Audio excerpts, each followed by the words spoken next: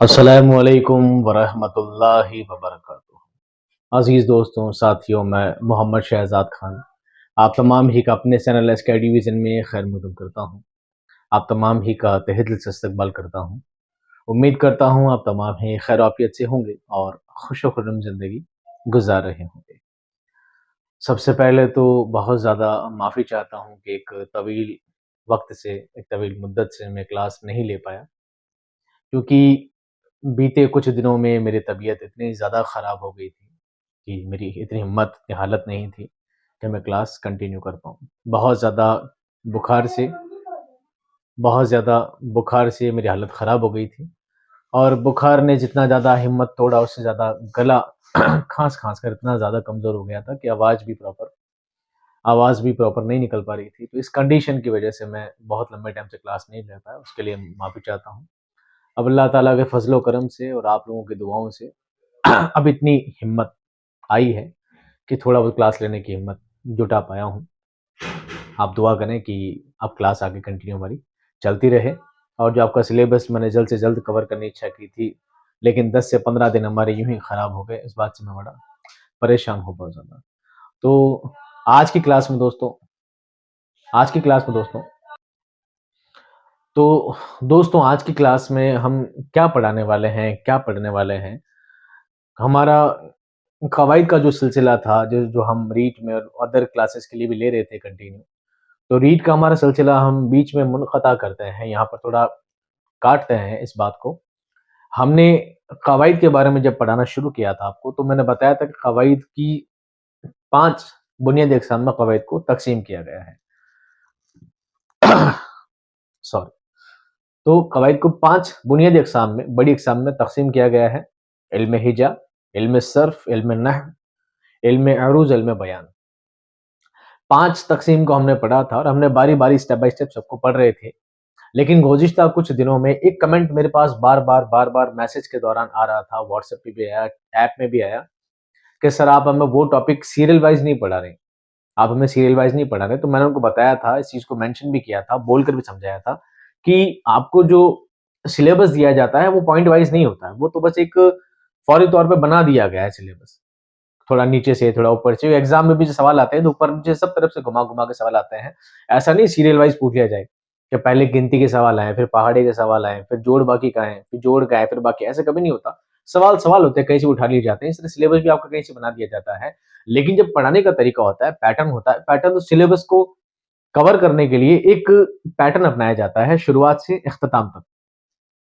एक चीज़ को फ़ॉलो किया जाता है। तो हम आपको कवाइद उसी अंदाज़ में, उसी तरीके से पढ़ा रहे थे कि आपको सभी चीज़ें सीरियल के वाइज़ पढ़ाई जाए। पहले इल्म हिजा के बारे में, हुरूफ़ तहज्जी के बारे में समझाया जाए, फिर ये, फिर ये, फिर ये, फिर ये। ये हमारा पैटर्न चल रहा था। इसी बीच में आपके सिलेबस में कुछ टॉपिक ऐसे हैं जो असल में टॉपिक हैं भी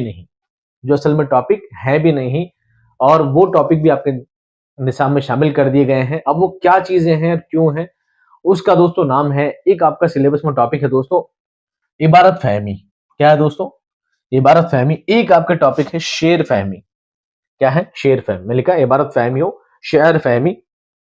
ये जो टॉपिक है दोस्तों, ये रीट लेवल 1, रीट लेवल 2 दोनों में है और लैंग्वेज 1, लैंग्वेज 2 दोनों में अलग-अलग तरह से सवाल ये पूछा जाता है। अब आप कहेंगे सर ये टॉपिक तो आपने बताया नहीं। दोस्तों ये ऐसा टॉपिक है जो मैंने किताब में भी नहीं छापा है, क्योंकि ये टॉपिक असल में कोई टॉपिक है नहीं। ये टॉपिक असल में है नहीं, क्यों नहीं है? और क्या बात है जो मैंने इसको ऐप में भी ऐड नहीं किया है, मैंने नोट्स में भी ऐड नहीं किया है, क्योंकि असल में टॉपिक नहीं है। इबारत फ़हमी, शेर फ़हमी दोस्तों 2 चीज़ें हैं। क्या है? ये बातें आपको ढंग से सुननी और समझनी है। एक होता है दोस्तों इबारत, एक होता है फ़हमी। अब ये 2 चीज़ें अलग-अलग क्या है मैं आपको समझाता हूँ। इबारत को दोस्तों हिंदी में कहते हैं लेख। क्या कहते हैं? लेख। बहुत दिनों बाद पेन पकड़ा आज हाथ में। फ़हमी दोस्तों बना है फ़हम से। किससे बना है दोस्तों? फ़हमी किससे बना है? फ़हम। फ़हम मतलब होता है समझ। क्या होता है? समझ। एक होता है इबारत, एक होता है फ़हमी। फ़हमी बना है फ़हम से, फ़हम का समझ। लेख, समझ, ये दोनों अपने आप में एक वर्ड है जो आपके सिलेबस में शामिल किए गए हैं, जिसको मैंने ऐप में शामिल नहीं किया है ना? एक है दोस्तों शेर फ़हमी, वही बात है, शेर यानी शायरी, शायरी की समझ, शायरी की समझ। समझ गए ना, शायरी की, मैं पूरा लिख देता हूँ, शायरी की समझ।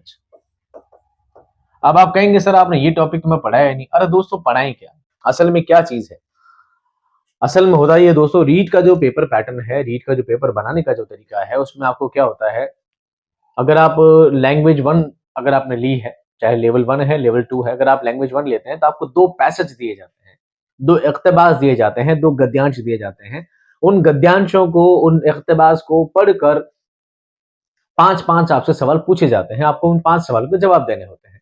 इसी तरह अगर आप लैंग्वेज टू चुनते हैं तो आपको एक इख्तिबास दिया जाता है और एक आपको शेरी बंद दिया जाता है, यानी कि एक गद्यांश और एक पद्यांश दिया जाता है। गद्यांश से पांच सवाल आते हैं और पद्यांश से पांच सवाल आते हैं। तो आपको ध्यान क्या रखना है दोस्तों, अगर पॉसिबल है तो चलिए मैं थोड़ा पेपर ऐड करने की कोशिश करता हूं। अगर दोस्तों आप लैंग्वेज वन लिया, आपने क्या ली है, आई होप आपको सब दिख रहा होगा। अगर आपने लैंग्वेज क्या ली है दोस्तों, वन ली है, तो क्या आएंगे दोस्तों, लैंग्वेज वन में क्या आता है, दो पैसेज आते हैं। क्या आते हैं, दो पैसेज। और अगर आपने लैंग्वेज टू ली है,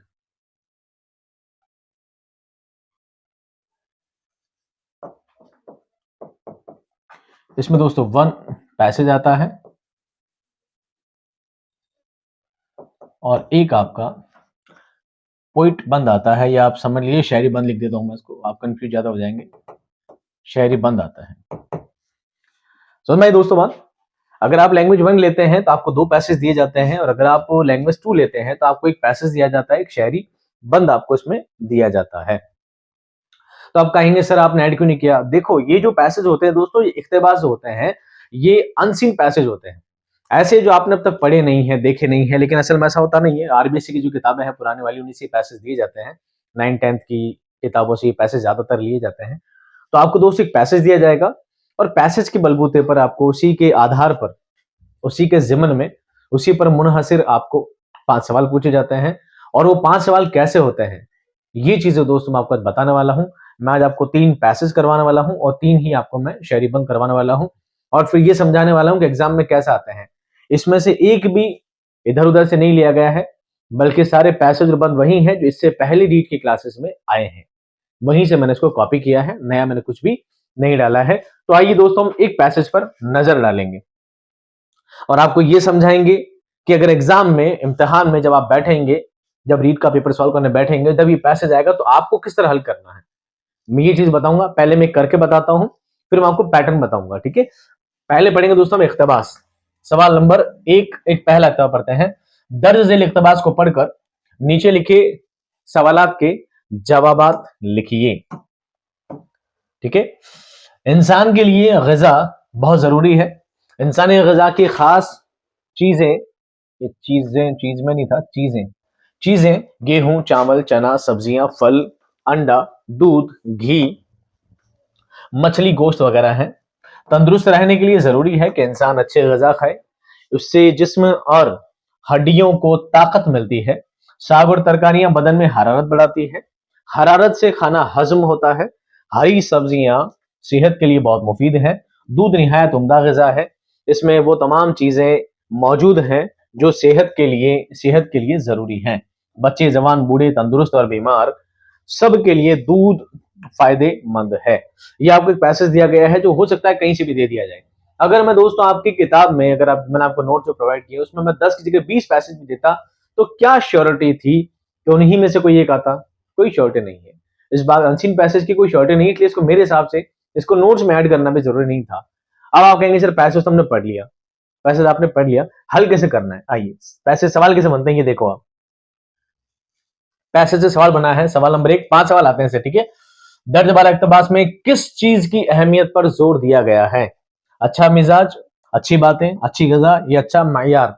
जब आप पैसेज पे जाएंगे तो आपको नजर आएगा जगह जगह एक वर्ड क्या है, ग़िज़ा, ग़िज़ा और ग़िज़ा, यानी पूरा पैसेज किसके लिए है, ग़िज़ा के लिए। किसके लिए है, ग़िज़ा। ग़िज़ा खाने पीने की खाद्य पदार्थ जो इंसान की सेहत के लिए, स्वास्थ्य के लिए लाभदायक होते हैं। तो ये टॉपिक दोस्तों किसके बारे में, अच्छी ग़िज़ा के बारे में। समझ में आ गई बात। अगला अगला सवाल देखो। हरारत का मुतरादिफ है, हरारत का मुतरादिफ है मुद्दत, हिद्दत, कल्लत या वक्त।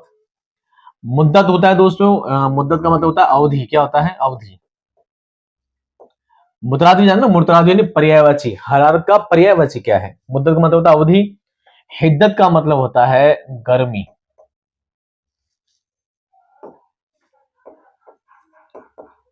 किल्लत का मतलब होता है कमी, और वक्त का मतलब होता है समय।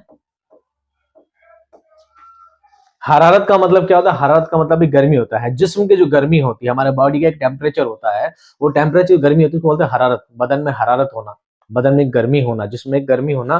तो गर्मी का रिलेटेबल वर्ड क्या है दोस्तों? हिद्दत। क्या है? हिद्दत। हिद्दत भी एक तरह की तप, हिद्दत का असल मतलब तो तपिश होता है। क्या होता है? तपिश। सूरज की जो ताप होती है, उसी को तपिश को क्या कहते हैं? हिद्दत कहते हैं। तंदुरुस्त का मुतजाद लफ्ज है अलील, जलील, कफील या दलील। अलील का मतलब होता है बीमार। अली मतलब क्या था दोस्तों? बीमार। जलील का मतलब होता है बुजुर्ग। कफील मतलब होता है कफालत करने वाला।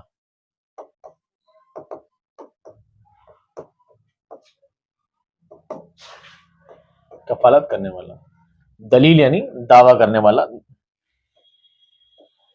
दावा करने वाला, दलील देने वाला। तो तंदुरुस्त का मुतजाद उल्टा क्या होगा? विलोम शब्द क्या होगा? तंदुरुस्त का उल्टा होगा अलील। क्या होगा? अलील। अलील का मतलब बीमार।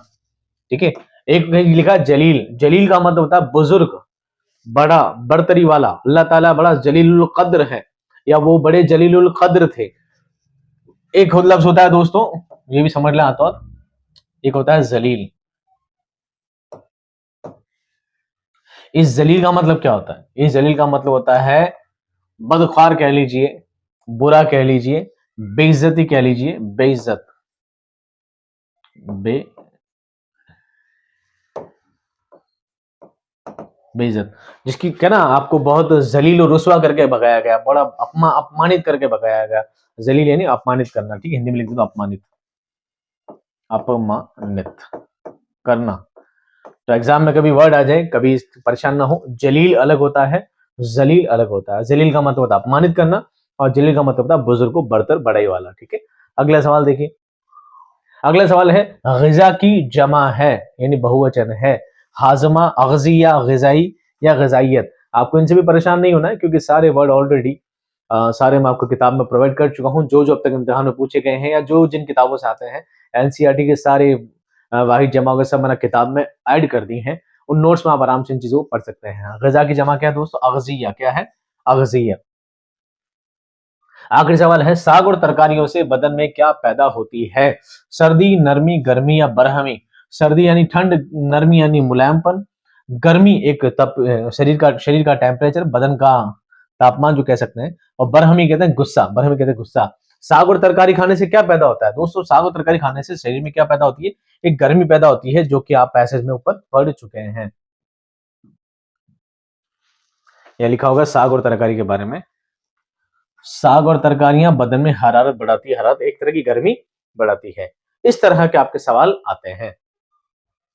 तो इस तरह के दोस्तों आपके सवाल आते हैं। बताओ इन पैसेज को करने में क्या प्रॉब्लम है? फिर आप कहते हैं सर आपने शेर फहमी, इबारत फहमी वाला पढ़ाया नहीं। इसमें क्या पढ़ाने वाली चीज थी?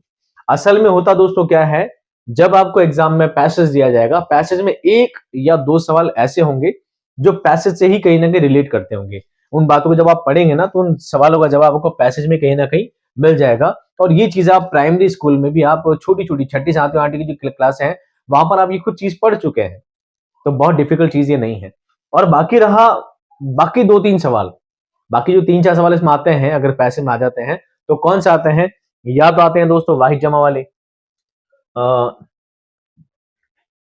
या तो आते हैं मुतरादिफ वाले, या आते हैं मुतजाद वाले, या आते हैं वाहिद जमा वाले। और ये सब टॉपिक मैं आपको अलग से करा चुका हूँ। वाहिद जमा, मुतजाद, मुतरादिफ आपको अलग से पढ़ने हैं। ये टॉपिक में पूरे करवा चुका हूं। तो फालतू इन चीजों को वापस ऐड करने का क्या सेंस है? मेरे हिसाब से उस चीज का सेंस नहीं था, इसलिए मैंने उन चीजों को ऐड यहाँ पे नहीं किया। चलिए अब दोस्तों आपको एग्जाम में क्या करना है, मैं आपको चलता हूं दूसरे पैसेज पे लेकर। हम एक पैसेज पढ़ेंगे और इससे मुतालिक आपको 5 सवालों के क्या देंगे? जवाब देंगे। एग्जाम में आपको क्या करना है? असल में लोग ज्यादातर ये करते हैं, स्टूडेंट क्या करते हैं, पहले पूरा पैसेज पढ़ते हैं, फिर जाते हैं सवालों पर, फिर सवाल पढ़ते हैं, फिर वापस पैसेज पे आते हैं। आपको एग्जाम में ऐसा बिल्कुल नहीं करना है। ये बहुत सही और सटीक तरीका है। हमेशा एग्जाम में जाए, पैसेज को बिल्कुल छोड़ दें, पैसेज बिल्कुल छोड़ दें। पहले कहाँ जाएंगे, सवालों पर। कहाँ जाएंगे, सवालों पर। पहले मैं सवाल पढ़ूंगा, आपको बताऊंगा। देखो, दर्ज वाले इक़्तिबास में हकीम साहब की कौन सी खूबी नुमाया है? दर्दमंदी का जज्बा, अवामी खदमात, पढ़ने का शौक, या तलबा से मोहब्बत। फिर पढ़ेंगे दूसरा सवाल, पसमानदगी के क्या मानी है? ऊंचाई, मजबूती, पिछड़ापन, या अजमत। फिर पढ़ेंगे हम तीसरा सवाल, जामिया किसको कहते हैं? स्कूल, कॉलेज, यूनिवर्सिटी और मदरसा। फिर पढ़ेंगे चौथा सवाल, हकीम अब्दुल हमीद के हाथ में बड़ी शिफा थी, इस जुमले में शिफा क्या है? फैल, फाइल, जमीर, या सिफत। फिर पढ़ेंगे हम पांचवा सवाल, इत्मीनान का मुतजाद है? घबराहट, तसल्ली, तकवीयत, सुकून। अब हमने 5 सवाल पढ़ लिया। अब पढ़ेंगे पैसेज। क्या पढ़ेंगे? पैसेज। लेकिन जब हम 5 सवाल पढ़ रहे हैं ना, तो हमें इस बात का ध्यान रखना है कि इन सवालों के जवाब, बहुत से सवाल ऐसे होते हैं जिनके जवाब पैसेज में नहीं मिलेंगे। आपको एक 5वां सवाल जो दिया गया है, इत्मीनान का मुतजाद क्या है, तो आपको ये पता होना चाहिए कि इत्मीनान लफ्ज कहीं ना कहीं पैसेज में आया होगा, उसका मुतजाद आपको बताना है। तो पक्की बात है, मुतजाद तो वहां लिखा नहीं होगा, है ना, मुतजाद आपको याद होना चाहिए। तो आप इस चीज को वापस पैसेज में जाके क्यों ढूंढेंगे, आप यहीं पे जवाब देंगे, क्योंकि आपको खुद को याद होना चाहिए। इत्मीनान का मतलब क्या होता है? सुकून, तसल्ली, संतुष्टि। इसका मुतजाद उल्टा वर्ड क्या हो सकता है? घबराहट, तसल्ली, तकवीयत और सुकून। सुकून और तसल्ली एक ही वर्ड होते हैं। तकवीयत कहते हैं ताकत को, और घबराहट आप समझते हैं, एक तरफ से इतना इंसान को सुकून होता है, सुकून का उल्टा क्या होता है? घबराहट। क्या होता है? घबराहट। तो इसका सही जवाब क्या होगा दोस्तों? ए। क्या होगा? ए। अब मैं चलता हूं वापस उल्टा, चौथे सवाल की जानिब। हकीम अब्दुल हमीद के हाथ में बड़ी शिफा थी। क्या थी? शिफा थी। इस जुमले में शिफा लफ्ज क्या है? आपको पता है पैसेज में सेम जुमला होगा, मतलब तो कुछ लिखा नहीं होगा। आपको तो फेल फाइल वाली चीजों से समझना होगा, ग्रामर जाको पढ़िए, आपको पता होना चाहिए शिफा क्या चीज है। शिफा कोई फेल है? फेल कहते हैं किसी काम को। बताओ, शिफा कोई काम है? नहीं है। फाइल कहते हैं काम करने वाले को, काम करने वाला, काम करने वाला। बताओ, शिफा कोई काम करने वाला है? नहीं। काम करने वाला कौन है? अब्दुल हमीद है। इसका मतलब ये फाइल तो नहीं है। अब्दुल हमीद के हाथ में बड़ी शिफा थी, यानी कुछ काम हो रहा है, यानी मुब्तदा और खबर वाला ये जुमला है। यहाँ पर काम कुछ भी नहीं हो रहा है, इसका मतलब ये काम भी नहीं है। फिर आता है जमीर। जमीर किसकी जगह आता है? जमीर आता है दोस्तों इसम की जगह। इसम की जगह इस्तेमाल होना लफ्ज क्या कहलाता है? जमीर कहलाता है। इसम कौन है? अब्दुल हमीद खुद क्या है? अब हकीम अब्दुल हमीद इसम है, और दूसरी चीज को इसम नहीं है, ये किसी इसम की जगह भी नहीं आया है। तो आखिरी चीज क्या बचती है दोस्तों? सिफत। क्या बचती है? सिफत। ये क्या है? उसका सही आंसर है। क्या सही आंसर है? शिफा। उनके हाथ में बड़ी शिफा थी। शिफा गर्मी, सर्दी, ठंड, बीमारी, लाचारी, गुर्बत, ये सभी लफ्ज अपने आप में दोस्तों क्या है? एक तरह की सिफत है, किसी चीज की क्या बताते हैं? विशेषता बताते हैं। समझ में आ गई बात? अब मैं चलता हूं और पीछे सवाल नंबर 3 पर, जामिया किसको कहते हैं? तो आपको कॉमन सेंस होना चाहिए, पैसेज पढ़ने की जरूरत नहीं दोस्तों चीजों के लिए। आपको कॉमन चीजें हैं। जामिया किसको कहते हैं? स्कूल को, कॉलेज को, यूनिवर्सिटी को, मदरसे को। मदरसे को मकतब कहते हैं। यूनिवर्सिटी को क्या कहते हैं दोस्तों? जामिया। क्या कहते हैं? यूनिवर्सिटी को जामिया कहते हैं। आपने सुना होगा जामिया मिलिया, जामिया मोइनिया इस्लामिया, कहाँ है? दिल्ली में। जामिया जामिया इस्लामिया दिल्ली में यूनिवर्सिटी है, जामिया इस्लामिया। उससे आपको पता लगेगा यूनिवर्सिटी को क्या कहते हैं? जामिया कहा जाता है। अभी तक भी मैंने पैसेज को पढ़ा नहीं है। अब आते हैं और पीछे सवाल नंबर 2 पर, पसमानदगी के मानी क्या है? कुछ पैसेज है, कुछ सबक में से, कुछ असबाक में से कुछ खास खास लफ्जों को चुनकर आपको क्या किया? आपसे मुश्किल अल्फाज पूछे जाते हैं। उन अल्फाजों को दोस्तों मैंने आपके सिलेबस में ऐड कर दिया है, आपके बुक में भी ऐड कर दिया है। एक बार आप उन पर नजर मार लीजिएगा, अच्छा रहेगा। और आपको छोटे मोटे मीनिंग तो आने चाहिए। अगर आप उर्दू के टीचर बनने जा रहे हैं, तो ये कॉमन सेंस की बात, आपको खुद में एक उर्दू को लेकर, इस जबान को इतना शऊर, इतनी समझ आपको होना जरूरी है। ऊंचाई, मजबूती, पिछड़ापन, अजमत। पसमानदगी, पसमानदगी से बना दोस्तों पसमानदा से। किससे बना है दोस्तों? पसमानदा। एक लफ्ज होता है पसमानदा, ठीक है। पसमानदा मतलब होता है पिछड़ापन। तो एक लफ्ज है दोस्तों पसमानदा। पसमानदा से क्या बना है? पसमानदगी बना है। और पसमानदा मतलब होता है पिछड़ापन। क्या होता है? पिछड़ापन। आपने एक लफ्ज सुना होगा ना, जब फॉर्म आपने भरा होगा तो लिखा होगा जनरल, ओबीसी, एससी, एसटी, सब लिखते हैं ना।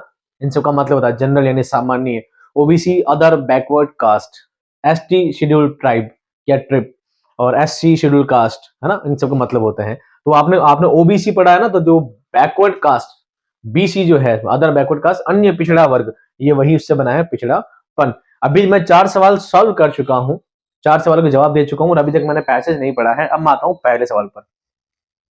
दर्ज वाला इक़्तिबास में हकीम साहब की कौन सी खूबी नुमाया है। यानी ये ऐसी बात है जो मैंने कभी किसी ग्रामर में नहीं पढ़ी है। मतलब एक सवाल ऐसा है जो आपसे पैसे से पूछा गया है। यानी कि इन चीजों में आप इतना डिटेल में नहीं भी जाएंगे। अगर आप ग्रामर को अच्छी तरीके से याद कर लेंगे, कवायद अगर अच्छी तरह से पढ़ के जाएंगे तो आपके सारे कॉन्सेप्ट क्लियर हो जाएंगे। 5 में से 4 के सवाल तो आप यूं ही चुटकियों में दे देंगे अगर आपने अच्छी तरह से कवायद पढ़ी है। अब मैं दोस्तों पढ़ता हूँ पैसेज। पैसेज भी पूरा पढ़ने की जरूरत नहीं है, मैं डायरेक्ट पढ़ लूंगा। दर्ज वाला इक़्तिबास में हकीम साहब की कौन सी खूबी है। हकीम साहब की किसी खूबी के बारे में बात की जा रही है। दर्दमंदी का जज्बा था, अवामी खिदमत करते थे, पढ़ने का शौक था, यह तलबा से मोहब्बत थी। ठीक है, अब मैं आता हूँ पैसेज पे सबसे लास्ट में। अगर इनमें से कोई ऐसा सवाल हो दोस्तों जो हमें समझ में नहीं आ रहा था, हम क्या करें, तब जाएंगे पैसेज की जानिब, फिर हम पैसेज को पढ़ेंगे, सवाल निकालेंगे बैठ के कहां से सवाल पूछे गए थे। कुदरत ने हकीम अब्दुल हमीद के हाथ में बड़ी शिफा दी थी। उनके नब्ज थामते ही मरीज इत्मीनान और दिली सुकून महसूस करता था। वो गरीबों और जरूरतमंदों की मदद में फराख दिली से काम लेते थे। मतलब गरीबों के और जरूरतमंदों के काम में आते थे। हमदर्द दवाखाने से उन्हें मुफ्त दवाएं मिलती थी। हकीम साहब की अवामी खिदमत सिर्फ दो सिर्फ दवा इलाज ही तक महदूद नहीं है। उन्होंने हिंदुस्तानी मुसलमानों की समाजी और तालीमी पसमानदगी, ये लिखा पसमानदगी, दूर करने के लिए जामिया, ये लिखा जामिया, हमदर्द हमदर्द की बुनियाद डाली, जिसमें स्कूल से लेकर यूनिवर्सिटी की सतह तक की तालीम का उम्दा इंतजाम किया गया है। उन्होंने मुकाबले के इम्तहानों के लिए हमदर्द स्टडी सर्कल कायम किया। इससे फायदा उठाकर बहुत से तलबा स्कूल सर्विसेज यानी सिविल सर्विसेज यानी आला सरकारी ओहदों के इम्तहानात में कामयाब हो चुके हैं। अब दोस्तों मैंने जब सवाल पढ़ लिए ना, तो मुझे कुछ कुछ लफ्जों का अंदाजा हो गया था कि कौन कौन से लफ्ज इसमें आ सकते हैं, है ना। तो हमने 5 सवाल पढ़े हैं, 5 में से देखो 4 वर्ड में निकाल दिए ढूंढ ढूंढ के। जामिया लफ्ज पूछा गया था, जामिया मतलब यूनिवर्सिटी होता है, ये लिखा हुआ। पसमानदगी जब हमने बताया था, तालीमी पसमानदगी यानी कि शिक्षा के लिए पिछड़ापन, शिक्षा का पिछड़ापन। और एक बार उसमें क्या निकला, अवामी खदमात। अब हम आते हैं सवाल की जानिब। सवाल क्या था, उनकी खूबी कौन सी है दोस्तों, उनकी खूबी कौन सी बताई गई है, अवामी खदमात के बारे में। हालांकि दर्दमंदी का जज्बा भी था कौम को लेकर, पढ़ने का शौक भी था, तलबा से मोहब्बत भी थी, ये सब बातें भी थी, लेकिन जाहिर यहाँ पे क्या की गई, सिर्फ अवामी खदमात को लेकर। मैं समझता हूँ बड़ा इजी कॉन्सेप्ट है पैसेज वाला, नहीं। चलिए एक पैसेज और कराता हूं आपको, उसके बाद चलते हैं शरियत स्नाब की जानिब। अब मैं डायरेक्ट पैसेज पढ़ रहा हूं, सवाल की जानिब नहीं जा रहा हूं, ताकि थोड़ा आपके लिए, क्योंकि इस वक्त मैं पेपर नहीं दे रहा हूं, इस वक्त मैं आपको पढ़ा रहा हूं, इस वक्त मैं आपको पढ़ा रहा हूं, इसलिए मेरे लिए ज्यादा इजी कॉन्सेप्ट ये रहेगा कि मैं पहले पैसेज पढ़ के आपको सवाल कराऊं। लेकिन इम्तिहान में आपको ये ध्यान रखना है, पहले सवाल पढ़ने हैं, उसके बाद पैसेज को पढ़ना है। आपका टाइम बचेगा, आपको ज्यादा इजी लगेगा। एक बार आप करके देखना ट्राई, इंशाल्लाह उम्मीद करता हूं आपको पसंद आएगी चीज ये। सवाल नंबर 3, पैसेज तीसरा और आखिरी पैसेज। दर्ज इक़्तिबास के तहत सवालात के जवाब दीजिए। आपको एग्जाम में लिखा आएगा 41 से 46 तक के सवाल के जवाब दीजिए, 75 से 80 तक के जवाब दीजिए, और 80 से 85 के जवाब दीजिए, ऐसे लिखा आएगा। वहां पे नंबरिंग लिखी हुई आती है बीच में कुछ, ठीक है, यहाँ पे कुछ नंबर मेंशन होता है हमेशा। तकसीम हिंद ने तकसीम विभाजन तकसीम हिंद ने जहां बहुत से मसाइल खड़े किए, उनमें से एक मसला उर्दू जबान के जवाल का भी है। अफसोस का मकाम है कि जो जबान हिंदुस्तान की आज़ादी में कारहाय नुमाया अंजाम दे गई, आज़ादी के बाद उसी जबान को खसारे का सामना करना पड़ा, खसारा घाटा। अगर हमारे मुल्क के सियासी रहनुमा बसीरत से काम लेते तो तकसीम हिंद का हादसा, जो उर्दू के जवाल से भी मरबूत है, रोनुमा ना होता। लेकिन सियासी मसलहत में हमेशा जाती मफादात इज्तिमाई मफादात पर सबकत ले जाते हैं। यही कुछ तकसीम हिंद के मामले में भी हुआ। हमने पैसेज पढ़ लिया और अंदाजा लगाया कि तकसीम हिंद के, हिंदुस्तान के विभाजन के बारे में बताया गया है कि उर्दू जबान को क्या घाटा हुआ है। अब आते हैं सवाल पर। लफ्ज तकसीम जेल में किस लफ्ज के करीब है। यहां दोस्तों ये नहीं बोला कि तकसीम का मुतरादिफ बताओ, तकसीम का वाहिद जमा बताओ, तकसीम का वाहिद जमा बताओ, मुतरादिफ बताओ, मुतज़द बताओ, बल्कि पूछा किसके करीब है। ये करीब का मतलब मुतरादिफ से ही होता है। तकसीम का मतलब होता है बंटवारा, विभाजन। यहां पर एक है किस्म, किस्म का मतलब होता है कौन किस किस किस्म का है। किस्म का मतलब होता है भाग, किस्म मतलब भाग, ठीक है। जुज, तकदीर किस्मत, भाग्य, मुकद्दर भाग्य, और एक लफ्ज है ताले। ताले का मतलब भी हिंदी में क्या होता है, भाग्य। क्या होता है, भाग्य। इन सब का मतलब होता है किस्मत। क्या होता है दोस्तों, किस्मत। समझ के बाद ये दोनों तीनों क्या है, दोनों सेम है। तीनों का मतलब एक है, किस्मत किस्मत किस्मत, तीनों का मतलब क्या है, सेम है, अलग क्या है, किस्मत। तो मतलब आंसर क्या होगा, एक। क्या होगा, एक। लफ्ज मकाम का मुतरादिफ है, मकाम का मुतरादिफ है। मकाम किसको कहते हैं, मकाम के दो मतलब हैं। एक मकाम स्थान से भी है, किसी जगह से, और एक मकाम किसी सिचुएशन से भी है। ठीक है, एक बड़े दुख का मकाम है, ऐसी सिचुएशन है। एक होता है कि फला मकाम पर वो चीज वाक़ हुई। यहाँ पर मकाम का मुतरादिफ क्या है, इमारत, हवेली, किला और मौका। तो इसका सही जवाब क्या है दोस्तों, मौका। क्या है, मौका। आपने सुना होगा कि पुलिस जैसी मौके पर पहुंची, सारे मुजरिम भाग गए। पुलिस मौके पर पहुंची और मुजरिम भाग गए। तो मौके से मतलब क्या है, स्थान। क्या है, स्थान। तो मकाम मतलब स्थान होता है, मौके से मतलब क्या है दोस्तों, विशेष स्थान। क्या है, विशेष स्थान। आज मैं हिंदी थोड़ी ज्यादा यूज कर रहा हूं दोस्तों, मुझे खुद को पता है, इस बात को नोटिस कर रहा हूं मैं अपने आप में। और इस बात का नतीजा ये है कि मेरे पास बहुत ज्यादा इस तरह के कमेंट आए, सर हम पहली बार रीट का एग्जाम दे रहे हैं, सर हमें उर्दू इतनी ज्यादा नहीं आती, सर हम समझ नहीं पा रहे हैं, सर प्लीज थोड़ा ज्यादा उसको इजी करके समझाएं। तो उनकी बातों पर अमल करते हुए इंशाल्लाह मैं कोशिश कर रहा हूँ ज्यादा चीजों को हिंदी से रिलेट कर समझाऊं, ताकि आप इजी तरह की अच्छी तरह समझ सकें। मुझे उर्दू आती है, बहुत ज्यादा आती है, मुझे तो बहुत बहुत ज्यादा आती है, ऐसा मैं कह सकता हूँ, पर मैं ऐसा कहूंगा नहीं। हर टीचर को बहुत आती है, अल्लाह करम से सभी टीचर अच्छा जानते हैं, अच्छा पढ़ाते हैं, सभी अपनी जगह मेहनत बहुत करते हैं। इसका मतलब ये तो नहीं कि वो अपनी होशियारी और बगैरी झाड़ने बैठ जाए, मुझे बहुत आता है, बहुत आपको आता है, बहुत अच्छी बात है।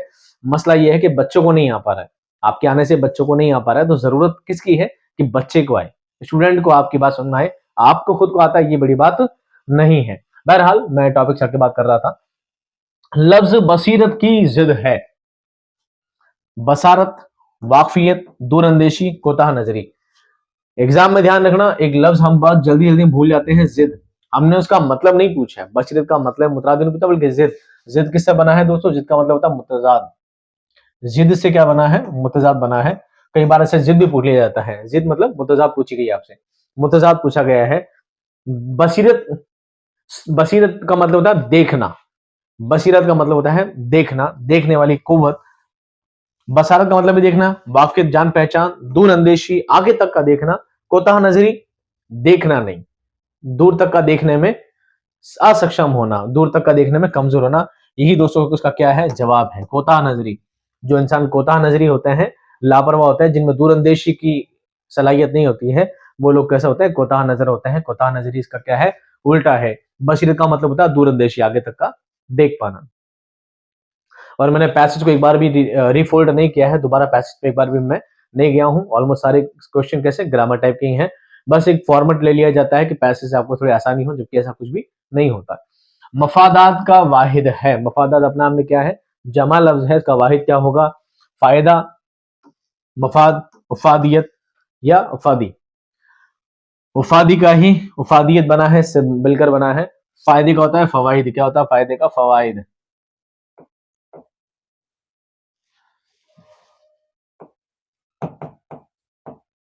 फायदे का फवाइद होता है। मुफाद का क्या होता है, मुफादात। मुफाद का क्या होता है, मुफादात। इसका मतलब भी लाभ ही होता है, इसका मतलब भी फायदा ही होता है। लफ्ज सबकत किसका हम मानी है, सबकत का मीनिंग क्या है, मुकाबला, बराबरी, आगे बढ़ जाना या मुबारजत कबूल करना। अब आप तीन चीजों तो निकाल लेंगे, चौथी चीजों में आप हो जाएंगे कंफ्यूज। चौथा वर्ड आपको ऐसा दे दिया जाएगा कि आप समझ नहीं पाएंगे कि पता ये भी आंसर होगा। एक लफ्ज होता है मुकाबला, मुकाबला मतलब प्रतियोगिता, मुकाबला मतलब प्रतियोगिता। एक होता है बराबरी, दो लोगों में टक्कर का मामला, बराबरी का मामला होना। एक होता है आगे बढ़ जाना, यानी दो इंसानों की दौड़ में, कुछ लोगों की दौड़ में एक इंसान आगे था और दूसरा इंसान उससे आगे बढ़ गया, उससे आगे बढ़ गया, वो होता है आगे बढ़ जाना। एक है मुबारजत कबूल करना, जंग में जब लोग खड़े होते हैं, और एक पुराने जमाने का एक रीत थी, रिवाज था कि जंग में एक एक करके इंसान जो मजबूत ताकतवर आदमी होता है, हमारे ऐसे ताकतवर आदमी जाएगा तो उस इंसान को आगे आगे बढ़ा देना, उस इंसान का आगे आना, फिर वहां से भी उनसे ताकत इंसान का आगे आना, उन दोनों में बराबर की टक्कर होना, ये मुबारजत कहलाती है। तो ये दोनों दोस्तों सारे क्या है, गलत हैं, ये सारे क्या है, गलत हैं। इसका सही जवाब है आगे बढ़ जाना। क्या है, सबकत लाना, किसी चीज पर आगे बढ़ जाना। जैसे रहीम ने और करीम ने, अब्दुल रहीम ने अब्दुल करीम ने बड़ी मेहनत की, लेकिन अब्दुल रहीम उस पर सबकत ले गया। क्या ले गया, सबकत, यानी उससे इम्तिहान में आगे बढ़ गया। अब है दोस्तों शहरी बंद। अब क्या है दोस्तों, शहरी बंद। यानी यहाँ पर मैंने दोस्तों 3 पैसेज आपको समझा दिए हैं, आपको समझ में आ गए होंगे। पैसेज से दोस्तों सवाल कैसे आते हैं, पैसेज से ज्यादातर सवाल आते हैं ग्रामेटिकली, यानी कवायद से मुतालिक सवाल आते हैं। तो पैसेज से आपको देखिए घबराना नहीं है। ये शेर फहमी, इबारत फहमी टॉपिक दे दिया गया है, कोई बड़ी चीज नहीं है। इबारत फहमी एक पैसेज है, उसको देखकर, उस लेख को देखकर आपको समझ में आने चाहिए कि लेख क्या लिखा है, इससे मुतालिक सवाल आपसे क्या पूछे जा सकते हैं। इजी कॉन्सेप्ट है। अब आते हैं दोस्तों शेर फहमी में। हालांकि इससे पहले जो टेट के एग्जाम होते थे तब तो 10-10 सवाल भी पूछे जाते थे। अब तो हालांकि 5-5 सवाल आते हैं, 5 सवाल शेरी बंद से और 5 सवाल इक्तबास से लेकर। तो मैं 3 आपको शेरी बंद करा देता हूं, देखिए इनका मतलब क्या है। दर्ज झेल नज्म के तहत सवाल के जवाब बात दीजिए। एक नज्म है, हम पढ़ते हैं, फिर उसके सवालों के जवाब देंगे। ये वही है जो इससे पहले रीट के एग्जाम में आ चुके हैं, मैंने मन से नहीं लिया है। पुराने रीट के पेपर आप खंगालेंगे 2012, 15, 17, तो आपको कहने की चीजें मिल जाएगी। खुदा से हुस्न ने एक रोज ये सवाल किया, जहां में क्यों ना मुझे तूने लाजवाल किया। मिला जवाब की तस्वीर खाना है दुनिया, शबे दराज अदम का फसाना है दुनिया। हुई है रंग तगय्युर से जब नमूद उसकी, वही हंसी है हकीकत जवाल है जिसकी। कहीं करीब था ये गुफ्तगू कमर ने सुनी, फलक पे आम हुई अख्तरे सहर ने सुनी। शहर ने तारे से सुनकर सुनाई शबनम को, फलक की बात बता दी जमी के महरम को। भराए फूल के आंसू पयाम शबनम से, कली का नन्ना सा दिल खून हो गया गम से। चमन से रोता हुआ मौसम बहार गया, शबाब सैर को आया था सो गवार गया। ये आपको एक बंद दे दिया जाएगा किसी भी नज्म का। अब आपसे सवाल पूछे जाएंगे, आपको क्या करना है, उनको हल करना है। पहला सवाल, इकबाल की नज्म किस हैयत में है? ये चीजें आपसे पूछी जाएगी और यहाँ पर आपको बचा ध्यान रखना है, ये नज्म किस हैयत में है, मसनवी, कसीदा, तरकीब बंद, या इनमें से कोई नहीं। आपको बता दिया जाए दोस्तों, मैंने आपको टॉपिक ऐड किया है, गजल, मसनवी, खिता, रुबाई सब ऐड किए हैं टॉपिक आपको छोटे छोटे फॉर्मेट के साथ। उसमें एक मैंने आपको टॉपिक पढ़ाया है मसनवी, मसनवी टॉपिक डाला है, इंशाल्लाह आपको पढ़ाएंगे, कंटिन्यू करेंगे आगे। तो मसनवी टॉपिक में क्या होता है, मसनवी में क्या होता है, हर दो दो शेर में, यानी हर एक एक शेर में, हर एक एक शेर में के जो दो दो मिसरे होते हैं, उसमें काफी क्या होते हैं, बदल जाते हैं, बार बार क्या होता है, बदल जाते हैं। और वही कॉन्सेप्ट यहाँ पर अपनाया गया है। यहाँ देखिए, सवाल किया, जवाल किया, खाना है दुनिया, फसाना है दुनिया, अख्तरे सहर ने सुनी, कमर ने सुनी, मरहम को, सॉरी महरम को, शबनम को, शबनम से गया गम से, बहार गया गवार गया। ये दो दो सेंटेंस में जब रदीफ काफिये क्या हो जाते हैं, तब्दील हो जाते हैं, तो ये कॉन्सेप्ट क्या कहलाता है दोस्तों, ये किसमें आता है, ये मसनवी का फॉर्मेट है, मसनवी का तरीका है। ठीक है, अगला सवाल क्या है, इकबाल ने हसीन तरीन उनसर के लिए किस चीज को लाजमी करार दिया है, फितरत सबाहत, तज़ीन आराइश, जवाल, या हुस्न अमल। इकबाल ने हुस्न तरीन उनसर के लिए, इंसान के हसीन तरीन उनसर के लिए क्या चीज लाजमी अनिवार्य बताइए, कौन सी चीज हसीन है। आइए पैसे चलते हैं। हसीन लफ्ज कहां लिखा है, आपको पता लग रहा है कहीं पे, ये लिखा हसीन, वही हसीन है। हसीन होने के लिए क्या जरूरी है, शायर कहते हैं वही हसीन है हकीकत जवाल है जिसकी। जिस चीज पर जवाल है वही चीज हसीन है, वही चीज क्या है, हसीन है। जो चीज जवाल पाती है वो असल में क्या है, हसीन है। यहाँ पर जवाल आंसर है क्या, बिल्कुल जवाल है, ये इसका क्या है, लाजमी जुज है, ये सही इसका जवाब है। अगला सवाल, तस्वीर खाना किस बात की अलामत है, फना की, बका की, दवाम की, इंसानी आमदो रफ्त की। पैसे नहीं पढ़ेंगे तो भी समझ जाएंगे। फना मतलब होता है खत्म हो जाने वाला, बका यानी हमेशा रहने वाला, दवाम भी हमेशा रहने वाला। लेकिन तस्वीर खाने से मुराद है एक एल्बम जो होता है ना, एल्बम, एल्बम एक ही होता है। एल्बम में तस्वीरें आती है, पुरानी होती हैं, हटती जाती है, नई तस्वीरें लगती जाती है।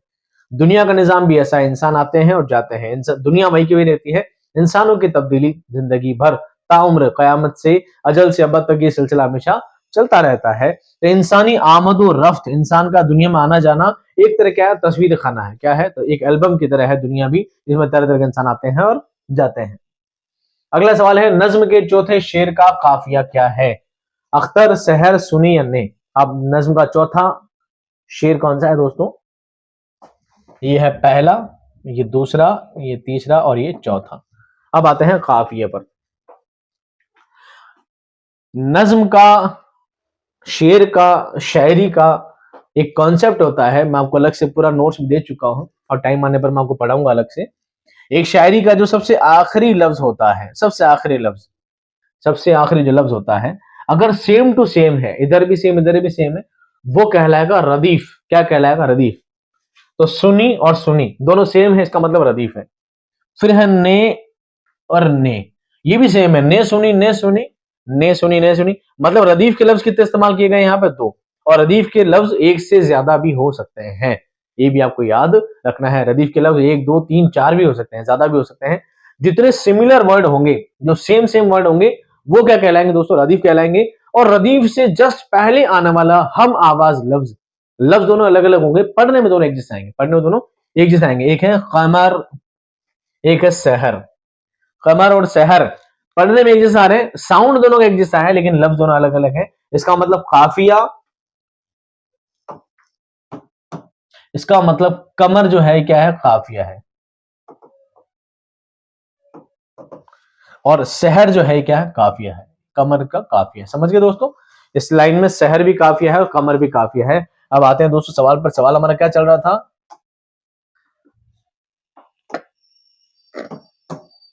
चौथे शेर का काफिया क्या है? अख्तर नहीं है, सुनी नहीं है, ने नहीं है, क्या है? सहर। क्या है? कमर है, सहर है। कमर नहीं दिया गया तो सहर को क्या मानेंगे? काफिया मानेंगे। अगला शेर, अगला सवाल देखें दोस्तों। इकबाल ने इस नज्म में खुदा और हुस्न की गुफ्तगू को किस अंदाज में पेश किया है? आपको याद रखना है, इकबाल की जो ज्यादातर नज्म है, अल्लामा इकबाल रहमतुल्लाह ताला अलैह की जो ज्यादातर नज्म है, वो दोस्तों किस में है? ड्रामाई अंदाज में। किस में है? ड्रामाई अंदाज में। क्योंकि यहाँ पर ड्रामे में क्या होता है? एक होता है मुकालमाती, दास्तानवी, अफसानवी। ये सारे क्या है? गलत है।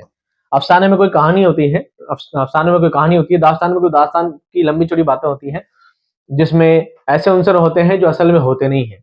माफूकुल फितरी नासिर कहते हैं, काल्पनिक चीजें कहते हैं। और मुकालमाती यानी दो लोग आपस में बात कर रहे हो, दो लोग आपस में बात कर रहे हो। लेकिन ड्रामा ही में होता है कि दो लोग बात कर रहे हैं, उसको इंडिकेट किया जाता है, बल्कि बात नहीं बताई जाती है। जैसे एक है, एक पहाड़ और एक गिलहरी। कहा पहाड़ ने गिलहरी से, एक गिलहरी ने कहा पहाड़ से। तो गिलहरी जो वर्ड टू वर्ड बात बोल रही थी, और गिलहरी भी और पहाड़ से की जो बातें चल रही थी, वो मुकालमाती अंदाज है। लेकिन हम उसको भी ड्रामाई अंदाज ही मानेंगे, क्योंकि ड्रामे के तौर पे बातें यहाँ पे क्या की है? मेंशन की है। बातें चल रही है, आपको सिर्फ बताया जा रहा है कि राजा आया है, रानी गई है, राजा और रानी की मुलाकात होती है, फिर राजा रानी से ये कहता है, फिर रानी राजा से ये कहती है, फिर तुम्हें शेर आ जाता है, इतने में जानवर आते हैं, फिर हवाएं चलने लगती है। ये सब जो क्रिएशन किया जाता है पूरा, ये ड्रामे में होता है। किसमें होता है दोस्तों? ड्रामे में होता है। ये सिर्फ भी मैं आपके सिलेबस में ऐड में कर चुका हूं। तो दोस्तों ये था आपका एक बंद। अब आते हैं दूसरे बंद पर। दर्ज इख्तबास को पढ़ कर दिए गए सवाल के जवाब दीजिए। पर दोस्तों इख्तबास नहीं है, ये बंद है। इसको शहरी इख्तबास भी कह सकते हैं, शहरी इख्तबास, शहरी इख्तबास। नेकी की तुम तस्वीर हो, इफ्फत की तुम तदबीर हो, दीन की तुम पासबा, ईमा सलामत तुमसे है। फितरत तुम्हारी है हया, तीनत में है महरो वफा, घुट्टी में है सब्रो रजा, इंसान इबारत तुमसे है। मोनिस हो खाविंदों की तुम, गमखार फर्जंदों की तुम बिन है गरबीरान सब, घर भर में बरकत तुमसे है। तुम आस हो बीमार की, ढारस हो तुम बेकार की, दौलत हो तुम नादार की, उसरत में इशरत तुमसे है। उसरत इशरत एक दूसरे के क्या है? विलोम शब्द, एक दूसरे मुतजाद लफ्ज है। एक बंद पढ़ लिया। अब आते हैं सवालों की जानिब। मज़कूरा वाला नज्म का उन्वान है, एनसीईआरटी की नज्मों का नाम है। मैंने शायद किताब में नहीं किया होगा, पर मैं आपको अलग से मेंशन कर दूंगा। इंडेक्स वगैरह भी आपको वो चीजें भी ध्यान रखनी है। मज़कूरा वाला नज्म कौन सी है? ये दोस्तों नज्म है औरतों का दर्जा। औरतों का दर्जा किसकी है? अल्ताफ हुसैन हाली की है। आगे देखिए, एक है इशरत का लफ्ज का, इशरत लफ्ज का मुतजाद क्या है? इशरत का मतलब होता है खुशी।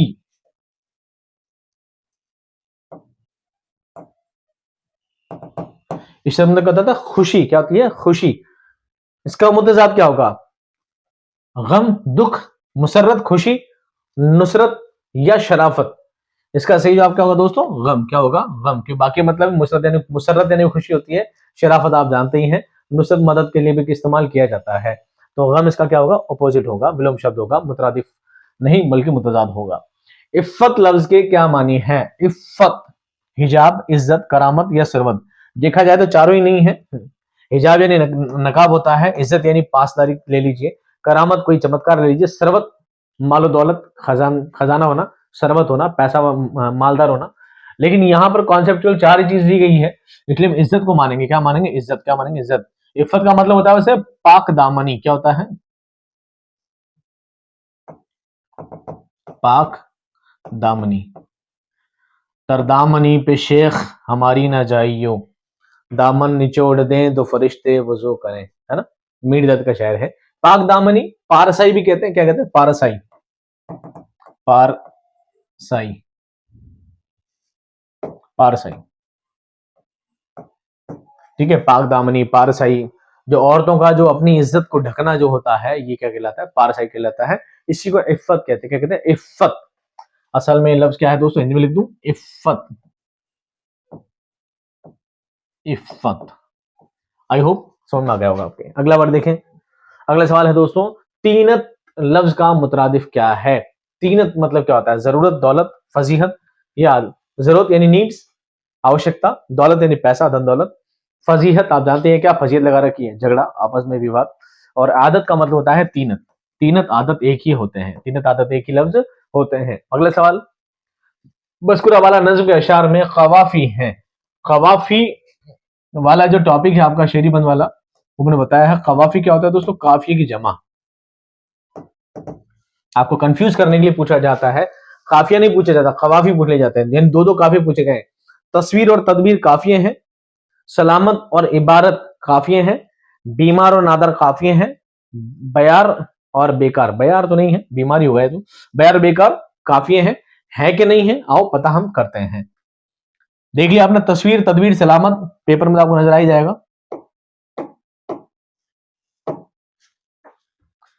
काफिया किसको देखेंगे दोस्तों? हमने बताया अभी थोड़ी देर पहले आपको समझाया था कि किसी भी नज्म का सबसे आखिरी वर्ड, सबसे आखिरी वर्ड अगर सेम टू सेम है तो वो क्या होगा? सेम टू सेम है, बिल्कुल सेम है तो वो होगा रदीफ। सेम नहीं है, कई बार ऐसे भी होता है कि नज्म में रदीफ होता ही नहीं, काफिया होता है, रदीफ होता ही नहीं है, रदीफ होता भी नहीं, ऐसी भी नज्में हुआ करती हैं। और जब सिमिलर वर्ड हो, ऐसा वर्ड हो, ऐसा लफ्ज हो जो बोलने में हम आवाज हो, बोलने में एक जैसा लगता हो, सुनने में एक जैसा लगता हो, लेकिन असल में वो अलग अलग हो, तो वहां पे क्या होता है दोस्तों? काफिया कहलाते हैं। तो हमने देखा काफिया खत्म का हो रहा है, एक हो रहा है सलामत। देखो, तुमसे है, तुमसे है, तुमसे है, तुमसे है। मैंने कहा था ना कि जो रदीफ जो होता है वो एक लाइन से ज्यादा भी हो सकता है, एक लाइन से ज्यादा, एक वर्ड से, एक लफ्ज से ज्यादा हो सकता है। है, से, तुम सब में है। तो इसमें रदीफ क्या है, सॉरी काफिया क्या है? सलामत, इबारत, बरकत और इशरत। और इशरत, ये सब क्या है? इसके काफिये हैं। अब और तो कुछ दिख नहीं रहा इसमें, यही है सारे उसके काफिये हैं। तो हम आते हैं बाद में, सलामत, इबारत, बरकत और इशरत। अब आते हैं सवाल पर। सलामत और इबारत, ये अगला इसका काफिया, ये क्या होगा? इसका सही जवाब होगा। आगे चीजें हम आपको जब काफिया वाला चैप्टर पढ़ाएंगे तो वहां चीजें आपको डिटेल में समझाएंगे। अभी से हमको सवाल करना ही सिखा रहे हैं। और आज का हमारा आखिरी बंद, आज के टॉपिक की भी सबसे आखिरी चीज है, आखिरी सवाल है। एक बंद आप और देख लीजिए, उम्मीद करता हूँ शेर फहमी, इबारत फहमी आपके सामने आ जाएगी इस पैसेज के बाद, इस बंद के बाद। दर्ज झेले इक्तबास को पढ़कर नीचे दिए गए सवालों के जवाब दीजिए। इक्तबास कह लीजिए, शायरी इक्तबास कह लीजिए, शायरी बंद कह लीजिए, कुछ भी इसको कह सकते हैं, कुछ भी नाम एग्जाम में दे दिया जाता है। पढ़ते हैं। सुनो प्यारे बच्चों, मैं हूं एक कलम। सुनो प्यारे बच्चों, मैं हूं एक कलम। समझना ना तुम मेरे रुतबे को कम। करोगे कदर मेरी, करोगे कदर, करोगे अगर कदर मेरी सदा, तो समझोगे तुम है मेरी शान क्या। मैं शाहों से भी तुमको मिलवाऊंगा, जो चाहोगे मैं तुमको दिलवाऊंगा। मैं दिलवाऊंगा तुमको ऊंचा मकाम, तुम्हें नामवर करना है मेरा काम। मेरी बात तो सुन रखो बच्चों जरूर, बहुत रोओगे मुझसे होगे जो दूर। ये एक छोटा सा बंद है। आइए एक सवाल कैसे क्या पूछे जाते हैं। दर्ज बाला नज्म के अशार किस हैयत में लिखे गए हैं? मसनवी, कसीदा, गजल या मरसिया। मरसिया ज्यादातर मुसद्दस फॉर्मेट में लिखा जाता है, जिसमें छह छह लाइनें होती हैं, इसका मतलब मरसिया नहीं है। कसीदा भी नहीं है, तो क्या बचा है, मसनवी और गजल। गजल में दो दो लाइन होती है, और मसनवी के हर दूसरी लाइन में क्या होता है, रदीफ काफिया क्या हो जाता है, चेंज हो जाता है। इसका इसका आंसर क्या होगा दोस्तों, मसनवी होगा। जैसा मैं आपको पहले सवाल में बता चुका हूँ। मैं दिलवाऊंगा तुमको ऊंचा मकाम, से शायर की क्या मुराद है। ऊंचा मकाम से क्या मतलब है शायर का, जमीन, जमीन और जेवर का मालिक बनना नहीं, मुआशरे में मुहज्जिब और तालीम याफ्ता होना, एग्जैक्ट, दिखावे की शान शौकत रखना नहीं, अच्छी नौकरी पाना नहीं। असल मतलब क्या है, मुआशरे में मुहज्जिब और तालीम याफ्ता होना। एक आपको दोस्तों ये लफ्ज कई बार देखा होगा आपने, आप लिख देंगे सर ने गलत लिख दिया है। मुहज्जिब का मतलब होता है दोस्तों सभ्य, क्या होता है, सभ्य। और एक लफ्ज होता है मजहब, ठीक है, एक होता है मजहब, वो मुहज्जिब सही लिखा है, गलत नहीं लिखा। अभी ये सोचो कि सर ने मिसप्रिंट कर दिया, मिसप्रिंट नहीं है। मुहज्जिब का मतलब होता है सभ्य, जेंटल पर्सन बनना। एक लफ्ज होता है मजहब, मजहब का मतलब धर्म, क्या होता है, धर्म, धर्म। ठीक है, दोनों बिल्कुल सेम लगते हैं देखने में, मिसप्रिंट हो जाता है, कई बार गलतियां भी हो जाती हैं। असल लफ्ज मुहज्जिब है कि जमाने में इंसान को सभ्य बनाना एक किसका काम है, एक कलम का काम है। इंसान को तालीम याफ्ता, शिक्षित और अच्छा इंसान बनाना, जागरूक बनाना किसका काम है, कलम का काम है। कलम अपने आप को दुनिया का बादशाह क्यों कहता है, कलम की तखलीक अल्लाह ने अपने हाथ से की है इसलिए।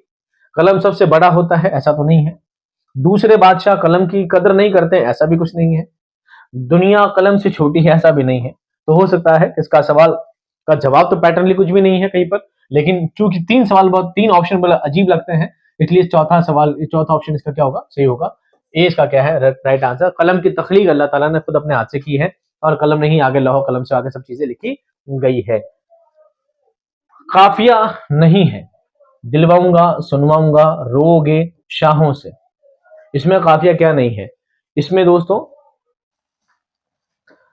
तो यहां पर काफिया नहीं है, दिलवाऊंगा सुनवाऊंगा रोगे और शाहों से। आते हैं अपन नज्म में वापस, चलिए बंद देखते हैं। मैंने आपको बताया था पहले भी कि कई बार ऐसी नज्म होती हैं जिनमें रदीफ होते ही नहीं है, काफी काफी भी होते हैं।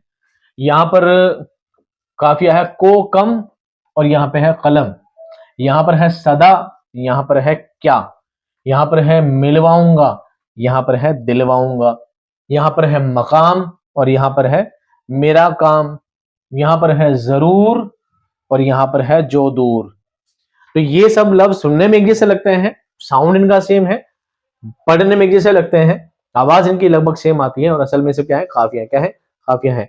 तो काफिया क्या है, दिलवाऊंगा काफिया है, मिलवाऊंगा भी काफिया है। अब आते हैं हम सवाल में। असल में मुझे सवाल ही गलत लग रहा था, वो कई बार सवाल मिसप्रिंट भी होते हैं, बात आप भी जानते हैं। दिलवाऊंगा काफिया है, सुनवाऊंगा काफिया है, रोगे ये भी काफिया नहीं है, और शाहों से ये भी काफिया नहीं है। इसके आंसर कितने हैं, दो हैं। और हो सकता है कि उस जमाने में, उस वक्त में जब ये सवाल एग्जाम में आया होगा तो इसे डिलीट करना पड़ा होगा, या हो सकता है टाइपिंग मिस्टेक रह गई होगी। दोनों ही इसके क्या है, काफिया नहीं है। मेरा काम से आपको समझाना है, यहाँ पर कोई सिलेबस हल करवाना नहीं है, ऐसी कोई चीज नहीं है। यहाँ पर सवाल क्या पूछा गया, काफिया नहीं है। हो सकता है तो एक ये भी गलत होगा, कुछ एक प्रॉपर ये ही आंसर रह गया होगा। बहरहाल जो भी आप बात को समझ गए हैं इतना मेरे लिए काफी है। आते हैं आज के हमारे आखिरी सवाल पर, और करते हैं टॉपिक को हम खत्म। बहुत रोओगे मुझसे होगे जो दूर, मिस्र में कलम के क्या जज्बात हैं, कलम क्या कहना चाहती है, मुझसे दूर होने के बाद तुम क्यों रोओगे। मुझे नजरअंदाज करने वाला मालदार नहीं होगा, ऐसा तो नहीं है। मेरी इज्जत ना करने वाला इज्जत पाएगा, मेरी इज्जत नहीं करने वाला इज्जत पाएगा, ऐसा भी नहीं है। अगर कलम की इज्जत नहीं करोगे तो इज्जत कैसे पाओगे। मेरी नाकदरी करने वाला परेशान हाल रहेगा, मेरे रुतबे को कम समझने वाला ज्यादा रुतबा पाएगा, ऐसा भी नहीं है। ये हो सकता है कि जो इंसान कलम की कदर नहीं करता है वो क्या रहेगा, हमेशा परेशान हाल रहेगा, दुखी रहेगा। और उम्मीद करता हूं दोस्तों आज के इस पूरे कॉन्सेप्ट से एक टॉपिक आपका अच्छी तरह से क्लियर हो गया होगा, जो आपका पहला और बड़ा विचित्र, जो कि आपका सिलेबस है भी नहीं और बड़ा परेशान करते हो इस बात को लेकर, सर शेर फहमी तो पढ़ाया नहीं, सर इबारत फहमी तो पढ़ाया नहीं, सर ये तो किताब में भी नहीं है। बार बार कमेंट कर देते हैं, बार बार कमेंट करते हैं, बार बार किताब में चीज मेंशन कर देते हैं, सर सिलेबस में है, सिलेबस तो कैसे भी डाल देते हैं। उम्मीद करता हूँ अब चीज आपको समझ आ गई। इबारत फहमी मतलब एक पैसेज होता है, और शेर फहमी मतलब एक बंद होता है। आपको उनसे रिलेटेबल चीजें पूछी जाती है, और वही चीजें जो हमने आपको सिलेबस में पढ़ाई है उन्हीं से रिलेट करती है, उन्हीं से मिलती जुलती चीजें, कवायद की चीजें, वाहिद जमा, मुतरादिफ, मुजक्कर मुअन्नस चीजें आपसे ढूंढ ढूंढ कर पूछी जाती है। तो दोस्तों आज आपके दोनों टॉपिक क्लियर है। थोड़ी दुआ कीजिएगा, मेरी तबीयत तो काफ़ी हद तक ठीक है, लेकिन मेरे गले में अभी तक भी बहुत ज़्यादा तकलीफ़ है। खाँस-खाँस के एक्चुअल में गला छिल गया है। काफ़ी सारी मेडिसिन्स वगैरह ले ली हैं, लेकिन अभी तक भी गला मेरा पूरी तरह ठीक नहीं हो पा रहा है कि इतना चिल्ला कर पढ़ा सकूँ ढंग से। उस फ्लो में नहीं आ पा रहा हूँ, जिस फ्लो में मैं जिस ताज़गी के साथ, जिस उमंग के साथ, जिस जोश और खरोश के साथ मैं क्लास में आता हूँ, वैसा जोश नहीं ला पा रहा हूँ। उसके लिए मैं बड़ा माफ़ी भी चाहता हूँ। तो मैं मिलता हूँ दोस्तों आपको नेक्स्ट क्लास में एक अच्छे टॉपिक के साथ, वापस हमारे ग्रामर वाली क्लास को कंटिन्यू करते हुए। तब तक खुश रहिए, आबाद रहिए। खुदा हाफ़िज़।